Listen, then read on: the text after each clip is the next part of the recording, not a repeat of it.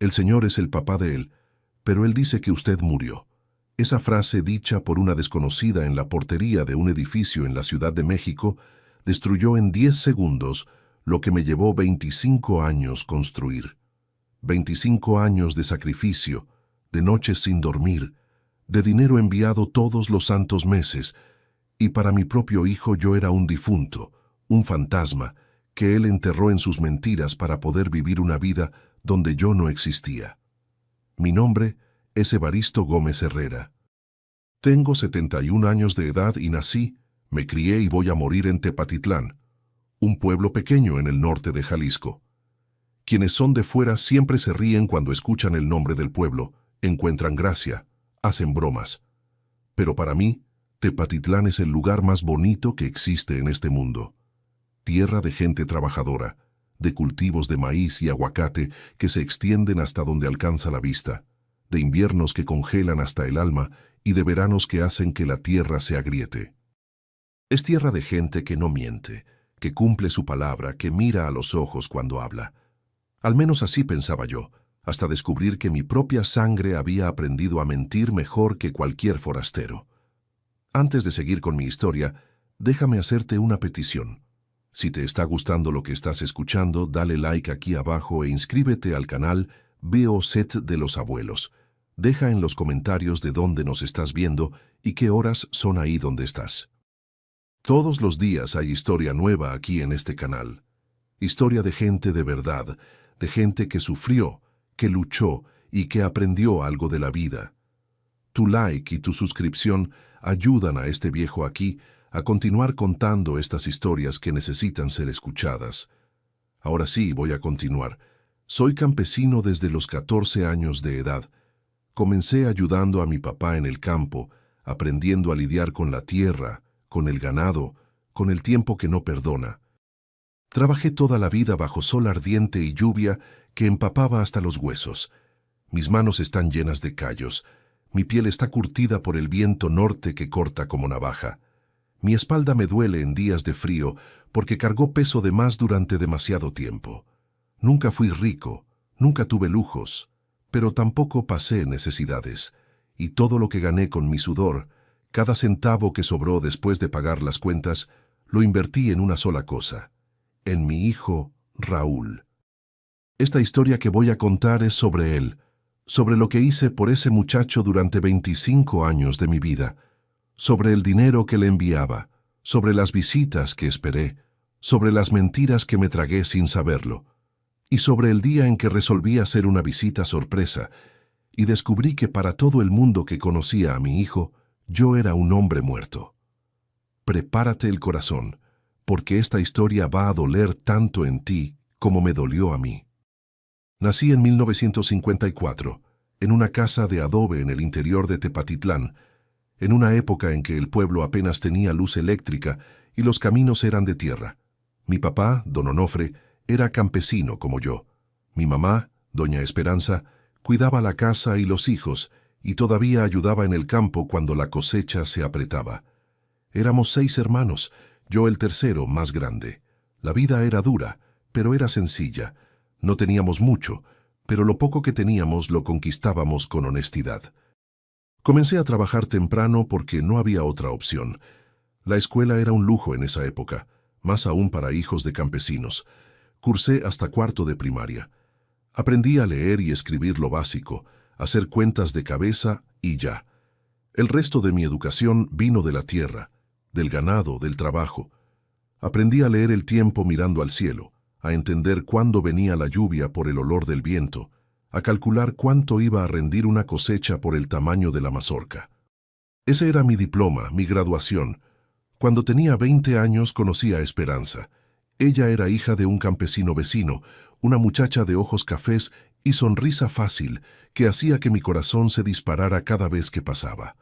Nos conocimos en una fiesta del pueblo, de esas que tenían baile después de la misa. Yo era tímido, no sabía bailar bien, pero tomé valor y fui a sacarla a bailar.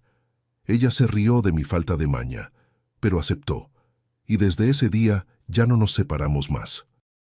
Nos casamos en 1977, cuando yo tenía 23 años y ella 20.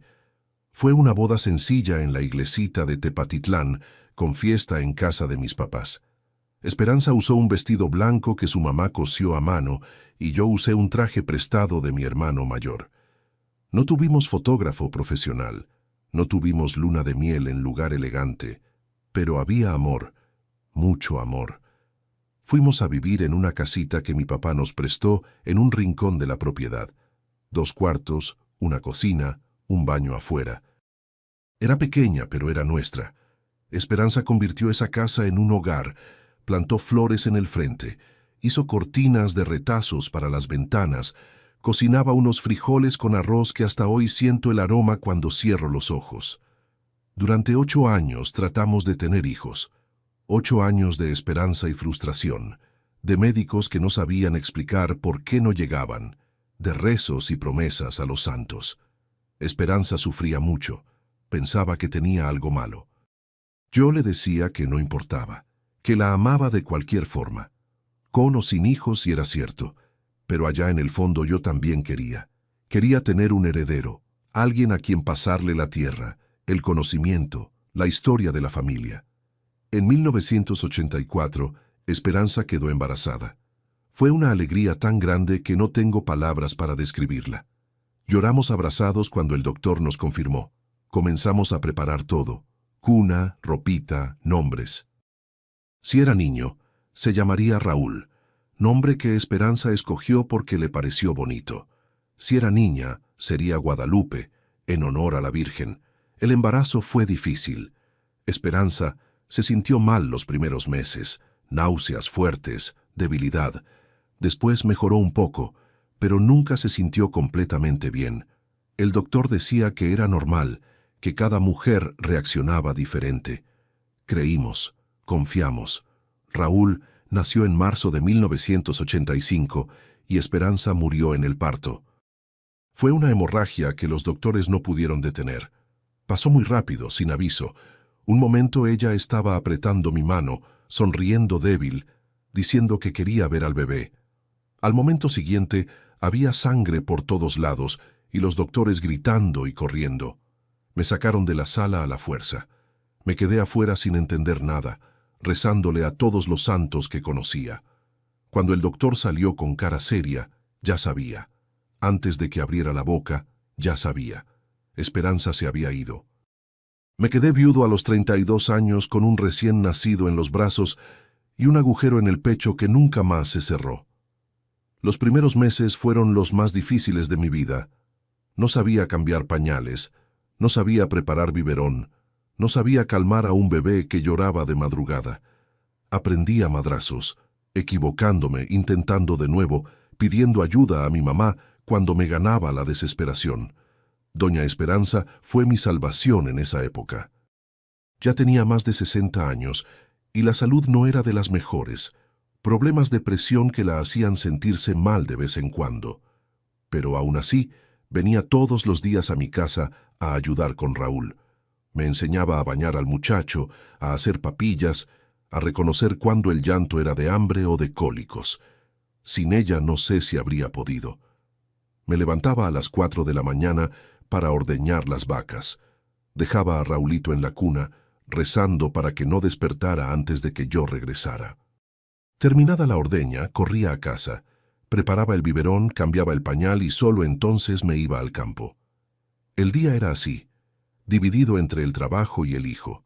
No había descanso, no había tiempo libre, pero no me quejaba. Ese muchacho era todo lo que me había quedado de Esperanza. Era el pedazo de ella que seguía vivo. Conforme Raúl fue creciendo, me di cuenta de que era diferente a mí. No le gustaba el campo, no tenía paciencia para lidiar con la tierra. Se aburría cuando yo trataba de enseñarle algo sobre siembra o ganado. Le gustaban los libros, estudiar, ver televisión. Y yo, en lugar de obligarlo a seguir mis pasos, decidí apoyar sus sueños. Cuando Raúl tuvo edad para la escuela, lo inscribí en la primaria pública de Tepatitlán. Pero después de un año me di cuenta de que la enseñanza era deficiente. Los maestros faltaban mucho, la estructura era precaria, los otros alumnos no se lo tomaban en serio. Quería más para mi hijo. Entonces hice un sacrificio enorme. Lo inscribí en una escuela particular en Guadalajara, a unos 60 kilómetros de distancia. Todos los días Raúl tomaba el autobús a las 6 de la mañana y regresaba a las 6 de la tarde. Yo pagaba la colegiatura, el transporte, los materiales. Era caro, pesaba en el presupuesto, pero no me importaba. Quería que tuviera las oportunidades que yo nunca tuve. Quería que fuera alguien en la vida, que no necesitara destruirse la espalda bajo el sol, como su papá. Además de la escuela, le pagué cursos de inglés, cursos de computación, todo lo que aparecía y que podía ayudar en su futuro. Cada certificado que traía a casa lo guardaba con orgullo.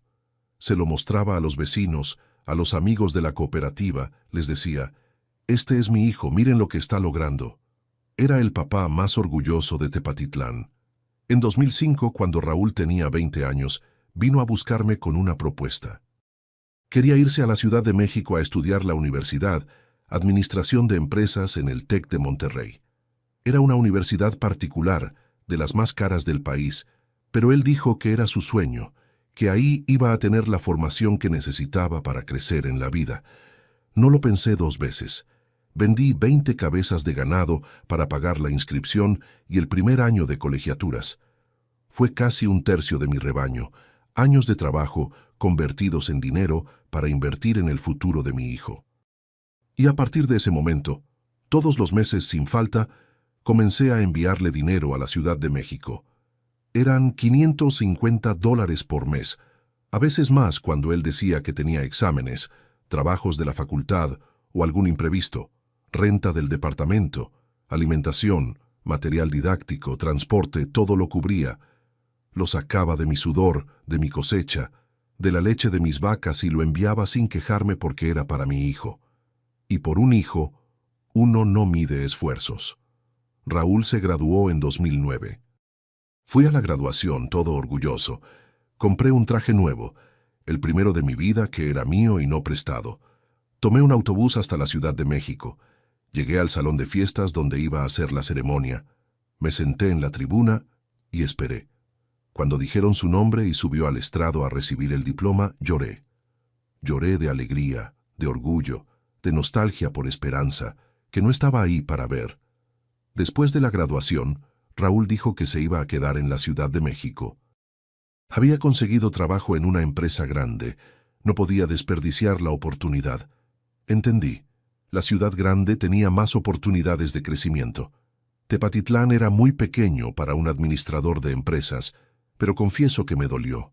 Quería tener a mi hijo cerca, poder verlo todos los días, tomar café de olla juntos en la madrugada. Pero me tragué el dolor y apoyé su decisión.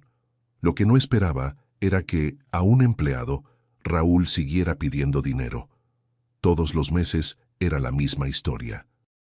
El sueldo era bajo, la Ciudad de México era cara, estaba ahorrando para el enganche de un departamento, y yo, que no sabía decir no a ese muchacho, seguía enviando, mes tras mes, año tras año. En 2012, Raúl me habló para contarme que se iba a casar con una muchacha llamada Karen, que había conocido en el trabajo. Me puse feliz, pregunté cuándo sería la boda. Dije que quería ir, que quería conocer a la novia. Él dijo que no se podía, que la ceremonia iba a ser pequeña, solo los amigos más cercanos, que se iba a complicar la logística si yo iba. Me tragué el llanto y acepté. Envié $1,800 de regalo para ayudar en el comienzo de la vida de casados. Él me agradeció por mensaje, dijo que era el mejor papá del mundo y le creí. En 2015 llegó la noticia que más esperaba. Karen estaba embarazada. Iba a ser abuelo. Pedí ir a conocer al nieto cuando naciera. Dije que tomaría autobús, que me quedaría en hotel, que no iba a dar ninguna molestia. Raúl dijo que no era buen momento, que Karen tenía depresión posparto, que el departamento era pequeño y no había dónde me quedara. Esperé 1 mes, 2, 3. El nieto nació, se llamaba Enzo. Solo lo conocí por foto, una foto que Raúl me envió por WhatsApp 2 meses después del nacimiento. Un niño de mejillas gorditas y ojos oscuros, igualito al papá cuando era bebé. En los años siguientes, Pedí varias veces visitarlos, decenas de veces, y Raúl siempre tenía una excusa. Trabajo acumulado, viaje programado, remodelación en el departamento, la suegra que estaba enferma y necesitaba ayuda. Siempre había algo que lo impedía. Y yo, menso como guarache viejo, creía todo. Seguía enviando dinero, seguía esperando, seguía alimentando la esperanza de algún día abrazar a mi nieto. Fueron 17 años así, 17 años sin ver a mi hijo personalmente. 17 años de fotos por celular, de llamadas apresuradas, de excusas que me tragaba sin cuestionar. Hasta que en junio de 2022 cumplí 70 años y Raúl no me habló, ni un mensaje de felicitaciones. Fue ahí que algo se rompió dentro de mí y fue ahí que decidí hacer lo que debería haber hecho hace mucho tiempo. Aparecerme en la Ciudad de México sin avisar. Los días que precedieron mi viaje fueron de una inquietud que nunca había sentido antes. Después de que pasó mi cumpleaños y Raúl no dio señales de vida, le hablé al día siguiente. Atendió con prisa, con esa voz de quien está haciendo otra cosa al mismo tiempo, y dijo que estaba en una reunión importante, que me devolvería la llamada más tarde. Esa llamada nunca llegó, ni ese día, ni el otro, ni la semana siguiente. Me quedé rumiando eso durante semanas. Me sentaba en el portal de mi casa mirando al campo y pensaba, ¿dónde me equivoqué? ¿Qué hice tan grave para que mi propio hijo me ignorara el día de mi cumpleaños número 70? 70 años no es cualquier edad, es una marca. Es llegar a un punto de la vida donde empiezas a contar cuánto tiempo te queda, no cuánto ya pasó. Fue en una de esas noches de insomnio que tomé la decisión. Iría a la Ciudad de México y aparecería de sorpresa. Tocar la puerta, matar la nostalgia que ya se había vuelto una herida abierta en mi pecho. 17 años era demasiado tiempo. Enzo ya tenía 7 años y yo nunca había cargado a ese niño. Nunca le había contado cuentos para dormir. Nunca le había enseñado a pescar como mi papá me enseñó. Eso iba a cambiar. El 15 de julio de 2022 me levanté antes de que saliera el sol. Arreglé una maleta pequeña con poca ropa. Saqué la dirección de Raúl anotada en un cuadernito desde hacía años y metí en la maleta un regalo para Enzo. Un carrito de madera que yo mismo había hecho, tallado a mano durante varias noches, pintado con pintura roja y ruedas que giraban de verdad. Era un juguete sencillo, cosa de abuelo del interior, pero estaba hecho con amor. Cada corte en esa madera tenía un pedazo de mi corazón. Tomé el autobús en Guadalajara a las 9 de la mañana. Eran poco más de 6 horas de viaje hasta la Ciudad de México. Me senté en el asiento de la ventana y me quedé mirando el paisaje cambiar conforme el autobús avanzaba. Los cultivos verdes de Tepatitlán fueron dando lugar a ciudades más grandes, a carreteras más transitadas, a un mundo que no conocía bien. Casi nunca salía de mi región. La Ciudad de México era territorio extranjero para mí. Llegué a la capital alrededor de las 3 de la tarde. La terminal era enorme, llena de gente apresurada que caminaba sin mirar a los lados.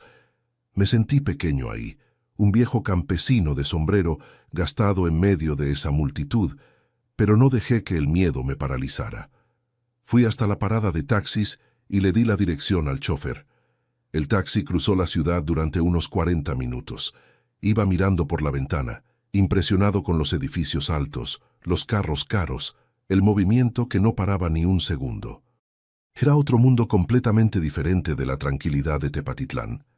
Me preguntaba cómo se había adaptado Raúl a todo eso, cómo lograba vivir en esa carrera sin volverse loco.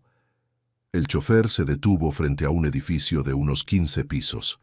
Era un edificio bonito, moderno, con fachada de vidrio espejado y un jardín bien cuidado en la entrada.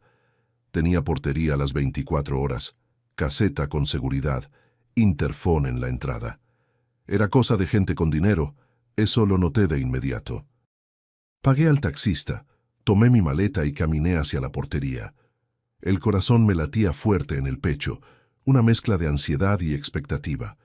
Iba a ver a mi hijo después de 17 años, a conocer a mi nieto, y abrazar a la nuera que solo conocía por foto, y matar una nostalgia que se había acumulado por casi 2 décadas. Fue entonces cuando una señora me detuvo. Debía tener unos 60 años, cabello canoso recogido en cola de caballo, ropa de gimnasio, tenis para correr. Estaba paseando a un perrito pequeño, de esos de raza que parecen bola de pelo. Me miró de arriba abajo, analizando mi ropa de campesino, mi sombrero, mi maleta vieja. Me preguntó con un tono de curiosidad: ¿El señor es pariente de Raúl del apartamento 702? Le respondí: sí, señora, soy su papá. Vine a hacer una visita sorpresa.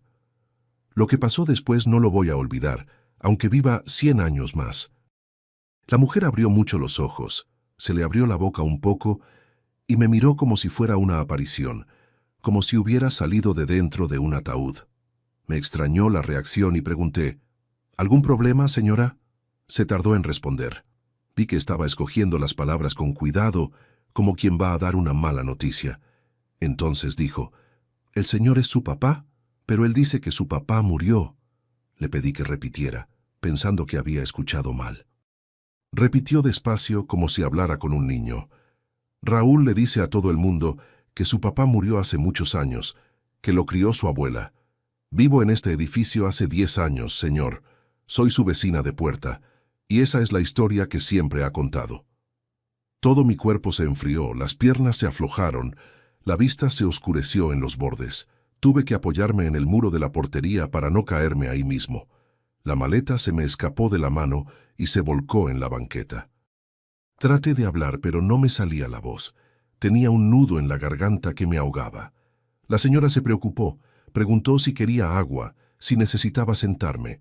Negué con la cabeza. Después de un tiempo que pareció eternidad, logré preguntar: ¿la señora está segura de lo que está diciendo? Movió la cabeza con lástima en la mirada. Sí, señor. Incluso cuenta que heredó un rancho del papá fallecido y que eso es lo que complementa sus ingresos.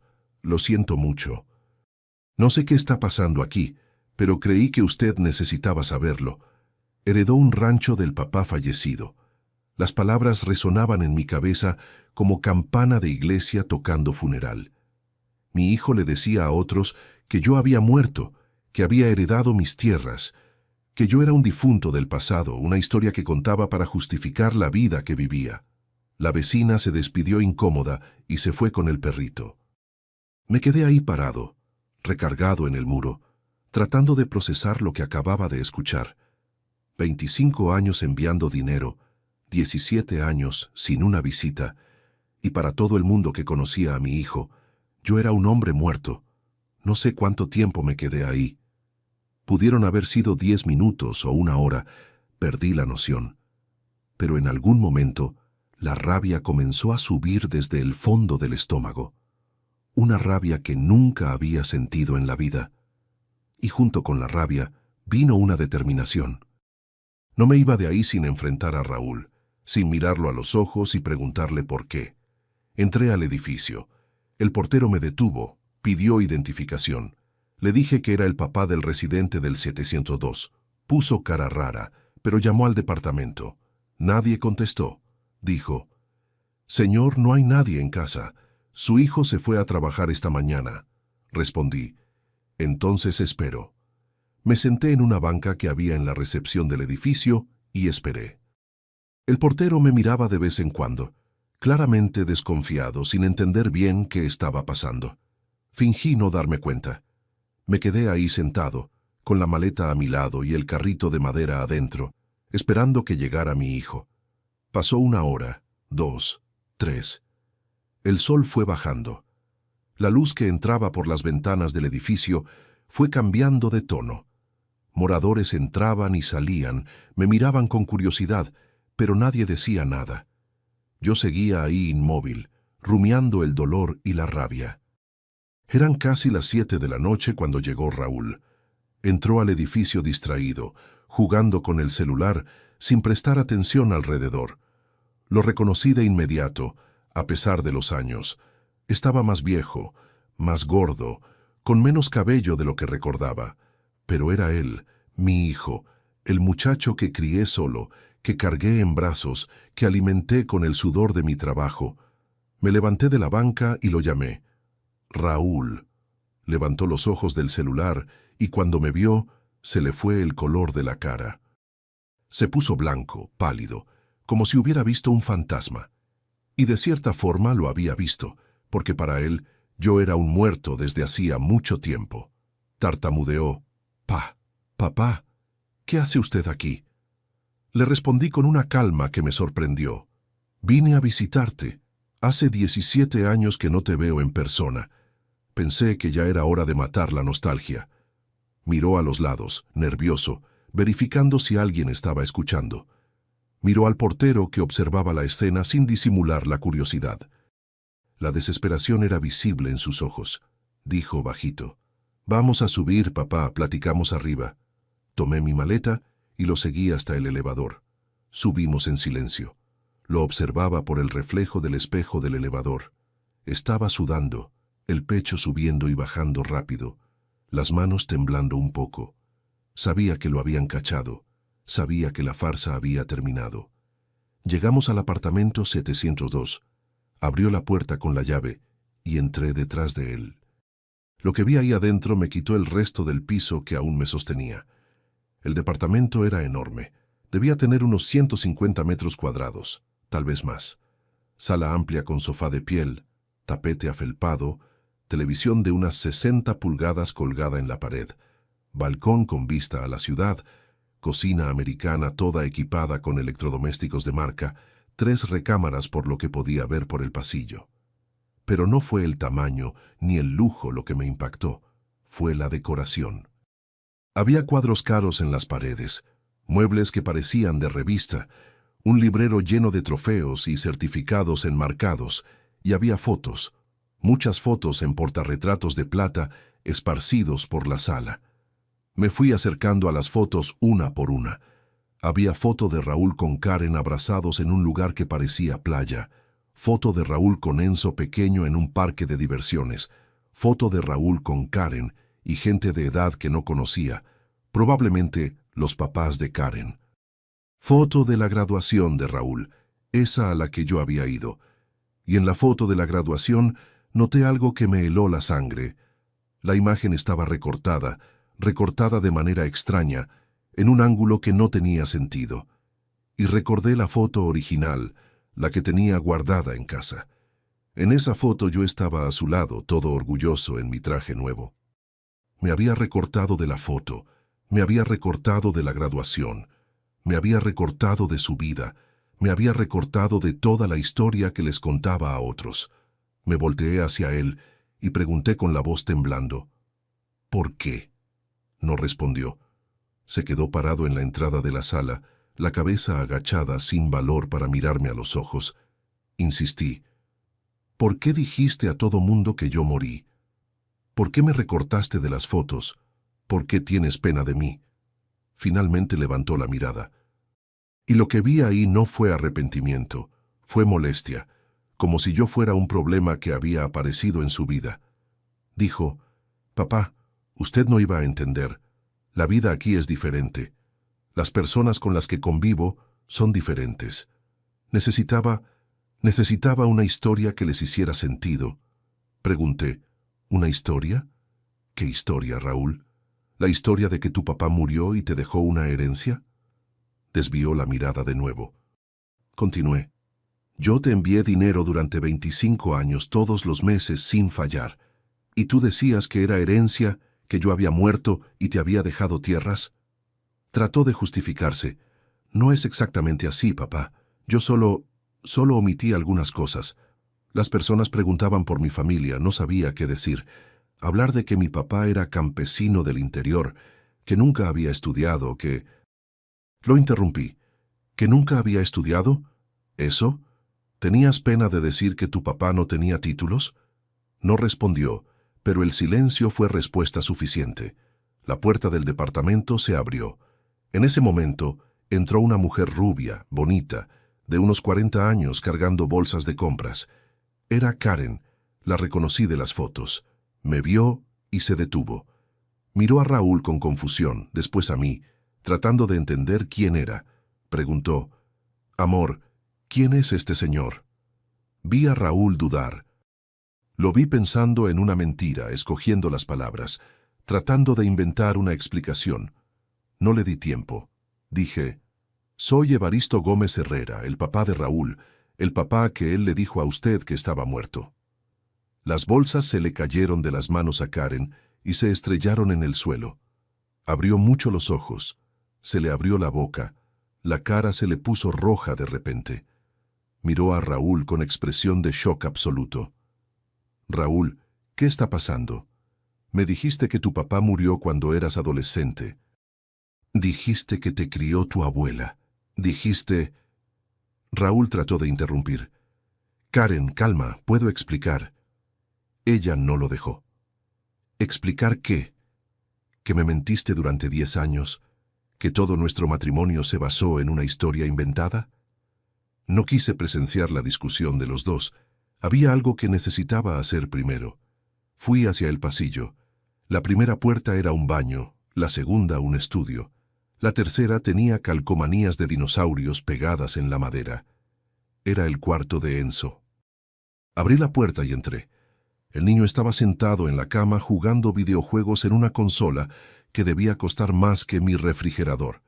Tenía 7 años, cabello castaño cortado corto, ojos que eran igualitos a los del papá. Cuando me vio, pausó el juego y preguntó, «¿Quién es usted?» Me agaché para quedar a su altura.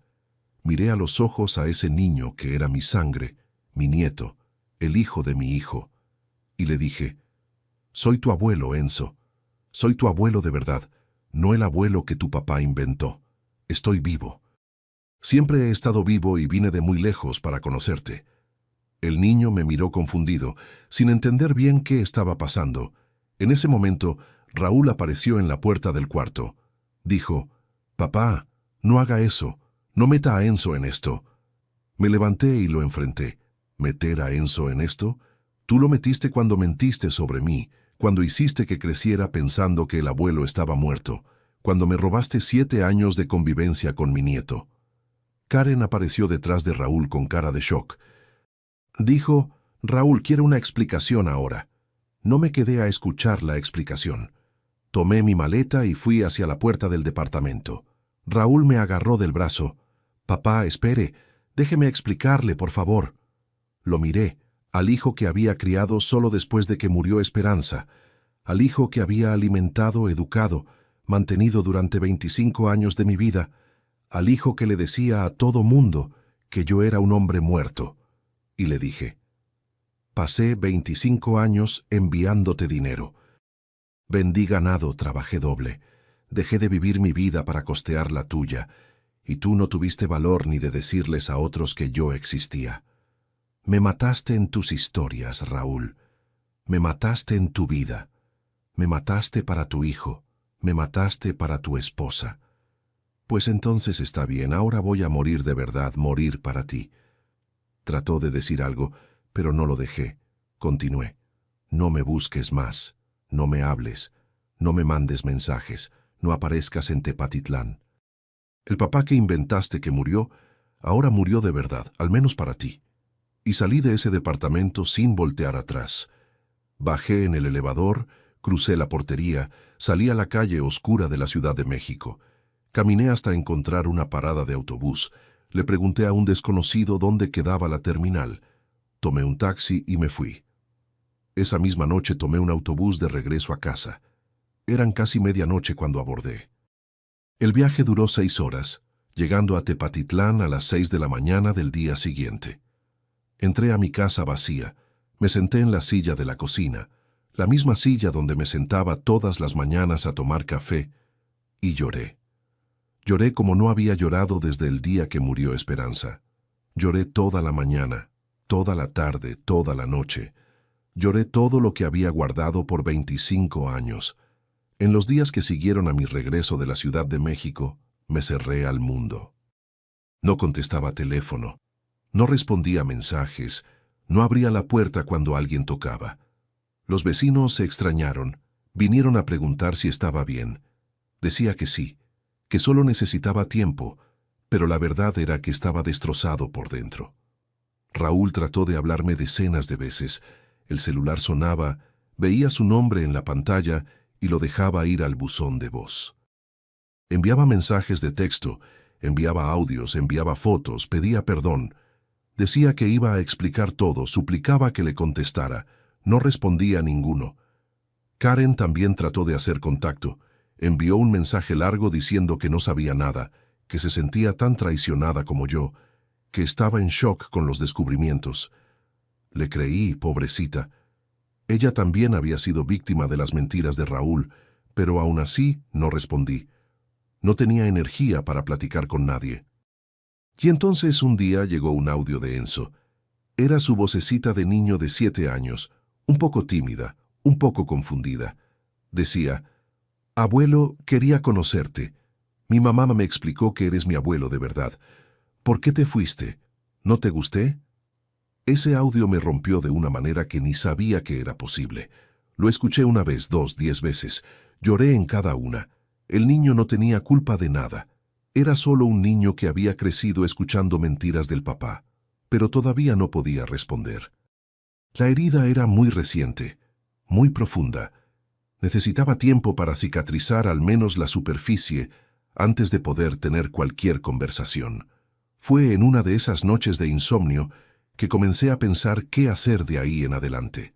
La rabia había dado lugar a una tristeza pesada, pero junto con la tristeza llegó una claridad que no tenía antes. Me di cuenta de que durante 25 años había vivido en función de Raúl. Había sacrificado todo: dinero, tiempo, sueños, relaciones. Había dejado de vivir mi propia vida para financiar la suya, y él había correspondido borrándome de la historia. Necesitaba retomar el control, necesitaba dejar de ser víctima y empezar a ser protagonista de mi propia existencia. La semana siguiente, fui al pueblo vecino a consultar a un abogado, don Baldomiro, un hombre de unos 60 años que era conocido en la región por ser honesto y competente. Le expliqué toda la situación. Los 25 años de dinero enviado, las mentiras del hijo, el descubrimiento en la visita sorpresa. Don Baldomiro escuchó todo en silencio, anotando algunas cosas en un cuaderno. Cuando terminé, suspiró y dijo: «Don Evaristo, usted tiene un caso interesante aquí. ¿Ese dinero que envió durante todo ese tiempo tiene comprobantes?». Tenía todos. Desde el primer depósito en 2005, guardaba los recibos bancarios en una carpeta. 25 años de papeles amarillentos organizados por fecha. Nunca los tiré porque siempre pensé que podía necesitar rendir cuentas a alguien, aunque fuera a mí mismo. Don Baldomiro miró los papeles y abrió mucho los ojos. «Señor, aquí hay. Déjeme hacer la cuenta. Más de $166,000 a lo largo de 25 años. Es mucho dinero». Sabía que era. Cada centavo había salido de mi trabajo. Continuó: «Podemos entrar con una demanda de cobro. Usted envió ese dinero como ayuda, pero su hijo tenía trabajo, tenía ingresos propios, vivía en condiciones muy por encima de lo que alegaba. Se puede caracterizar como enriquecimiento sin causa». Pensé por un momento y dije: «No quiero el dinero de vuelta, licenciado. Dinero no necesito. Lo que quiero es justicia de otro tipo». Me miró curioso. «¿Qué tipo de justicia?». Le expliqué: «Quiero que asuma lo que hizo. Quiero que salga la verdad a la luz. Quiero que las personas que escucharon sus mentiras sepan lo que realmente pasó». Don Baldomiro pensó un momento. «Podemos trabajar eso de otra manera entonces, no una demanda judicial tradicional, sino una notificación extrajudicial, una carta formal exigiendo una retractación pública. Si no cumple, podemos usar eso como base para una demanda por daño moral». Eso me pareció justo. No quería destruir a Raúl. A pesar de todo, seguía siendo mi hijo. Pero quería que asumiera la responsabilidad de sus mentiras. Don Baldomiro preparó la notificación. Era un documento formal con términos jurídicos, exigiendo que Raúl se retractara públicamente de las declaraciones falsas sobre mi muerte, bajo pena de proceso por daño moral. El documento fue enviado por carta certificada a su dirección en la Ciudad de México. Mientras esperaba la respuesta de Raúl, fui buscado por una persona inesperada. Una tarde de agosto, tocaron mi puerta. Cuando abrí, encontré a una mujer que no conocía. Era rubia de mediana edad con cara de cansada. Me tardé unos segundos en reconocer. Era Karen. Dijo: «Don Evaristo, perdone que aparezca así sin avisar. Conseguí su dirección con la mamá de Raúl. Necesitaba hablar con usted personalmente». La invité a pasar, hice café, serví con galletas y me senté a escuchar lo que tenía que decir.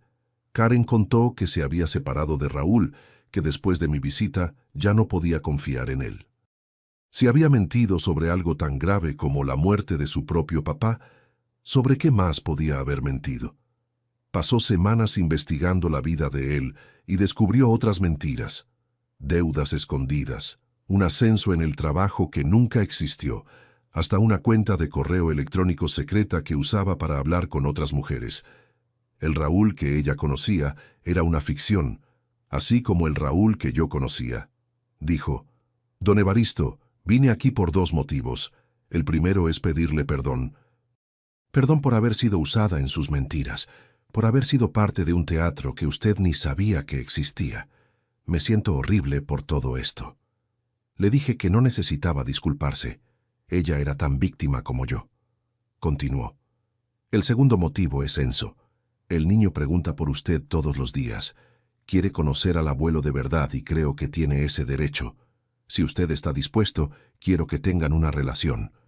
Una relación de verdad, no las migajas que daba Raúl». Eso me tomó por sorpresa. Había pasado semanas preparándome para nunca más tener contacto con esa familia. Y de repente, la exnuera me estaba ofreciendo la oportunidad de conocer a mi nieto. Pedí tiempo para pensar. Karen entendió, dejó su teléfono y se fue. Pensé durante una semana, pesaba los pros y contras, platicaba conmigo mismo en las noches de insomnio, hasta que llegué a una conclusión. Enzo no tenía culpa de las decisiones del papá. Era un niño inocente que merecía conocer sus propias raíces.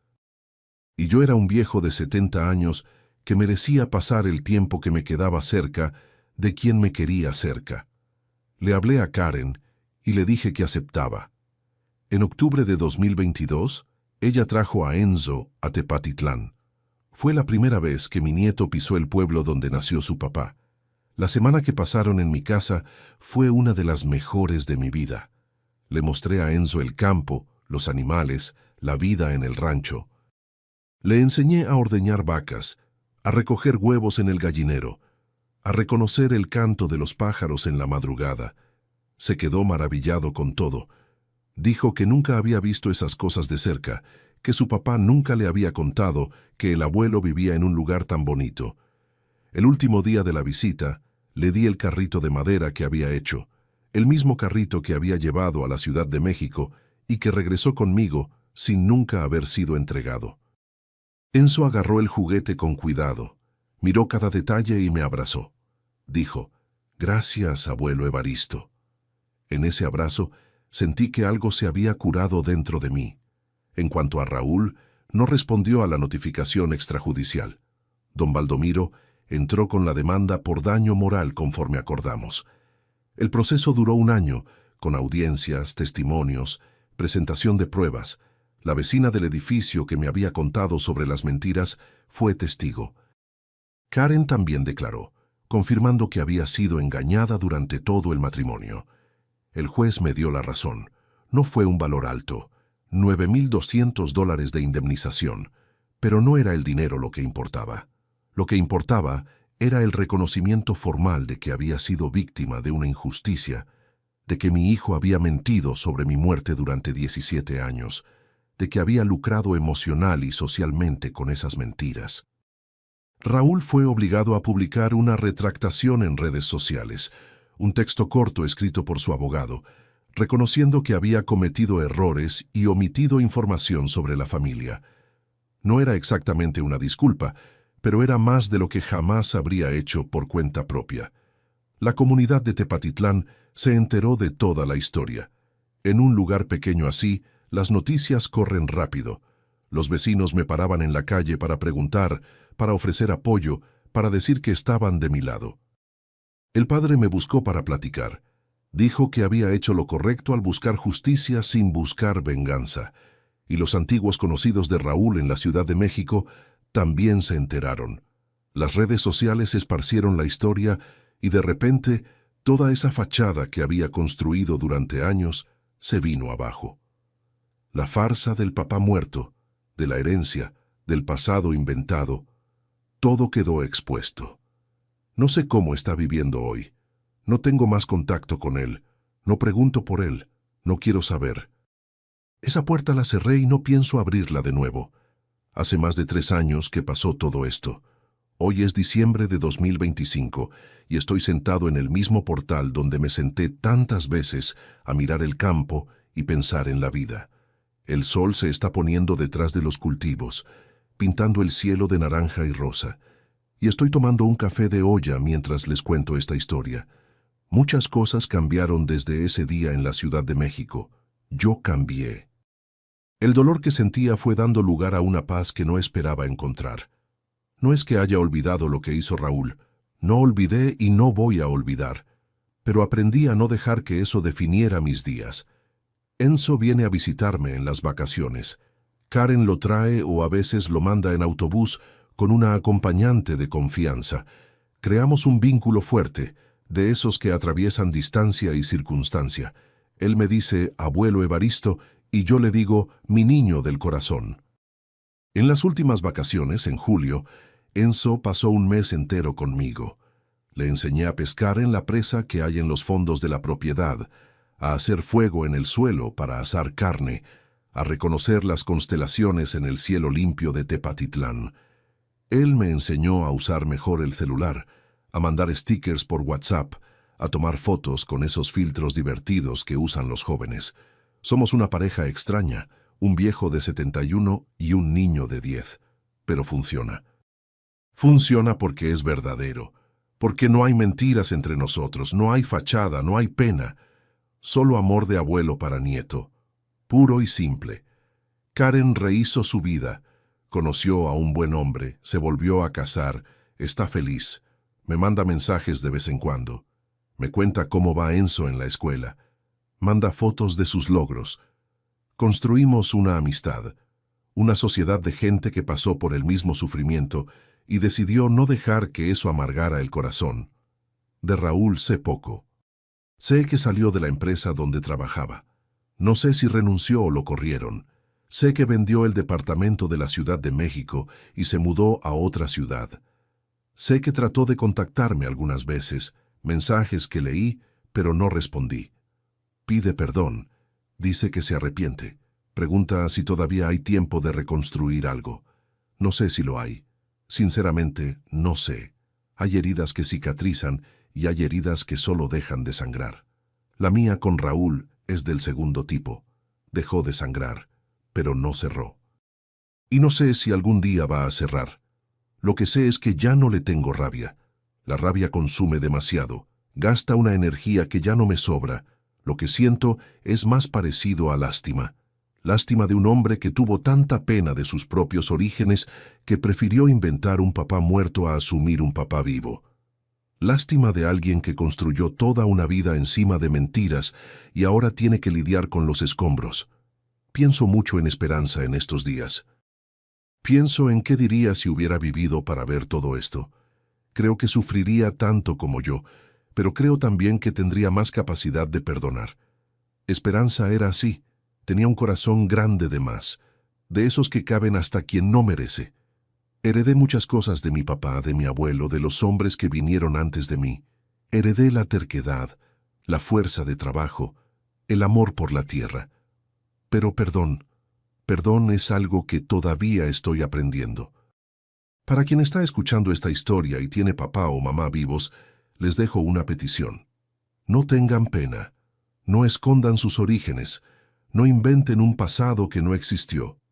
No borren de su historia a las personas que los trajeron hasta aquí, porque un día, cuando se vayan de verdad, la pena que sintieron se va a volver culpa.